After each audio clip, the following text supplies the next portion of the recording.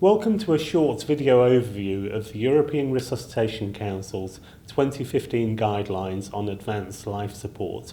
I'm Dr. Jasmeet, SOAR, a consultant in intensive care and anaesthetics from Southmead Hospital, Bristol in the UK, and lead of the ALS Working Group. I'm going to focus on four things: the importance of high-quality chest compressions with minimal interruption, drugs and airway management during CPR, monitoring during CPR, and finally some technologies.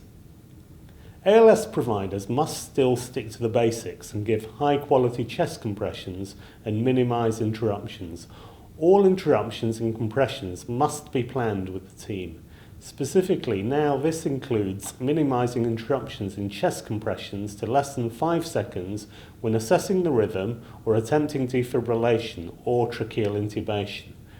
The defibrillation strategy for the 2015 guidelines is unchanged, and chest compressions should continue while the defibrillator is charged. Regarding drugs, adrenaline and amiodarone may improve short-term survival from cardiac arrest, but their overall benefit or harms are unknown. Their use remains in the guidelines unchanged, although there is greater equipoise regarding their benefits and harms. The best airway option during CPR is unknown. Rescuers should use a technique or techniques that they are trained and competent to do. Most patients end up getting more than one airway intervention in a stepwise approach during CPR.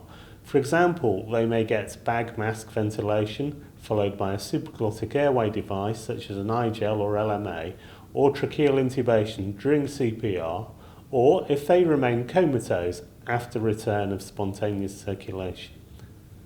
Only experts in tracheal intubation should intubate, and aim to do this with less than a 5-second pause in chest compressions. There is a new section on monitoring during ALS. Firstly, waveform capnography must be used to confirm and continue monitoring correct tracheal tube placement during CPR. It can also be used to monitor the ventilation rate, the quality of CPR. Higher quality chest compressions lead to an increase in measured end-tidal carbon dioxide value, and to provide an early indication of return of spontaneous circulation. A sudden rise in the end-tidal carbon dioxide can indicate a return of spontaneous circulation. This may lead to rescuers withholding adrenaline during CPR until after the rhythm is checked. Finally, a persistently low end-tidal carbon dioxide value during CPR may suggest a poor prognosis. The role of several technologies is included in the 2015 ALS guidelines. Mechanical chest compression devices may be useful in situations where sustained high-quality manual chest compressions are impractical or compromise provider safety, for example, during prolonged CPR or transport. Focused ultrasound, done by trained rescuers with minimal interruption to chest compressions, may be used to identify reversible causes of cardiac arrest, such as cardiac tamponade or tension pneumothorax.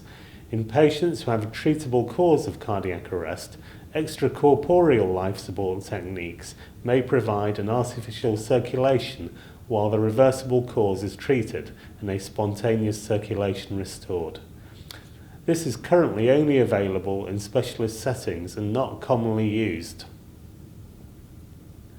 All these technologies require training and monitoring of their use to ensure patients benefit.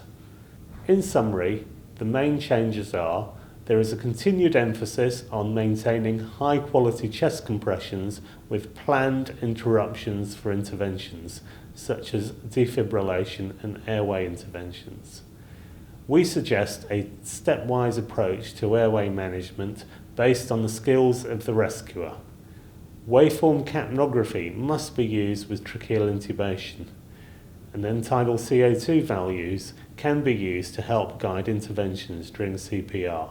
And finally, technologies such as mechanical chest compression devices, ultrasound, and extracorporeal life support techniques have a role in specific circumstances.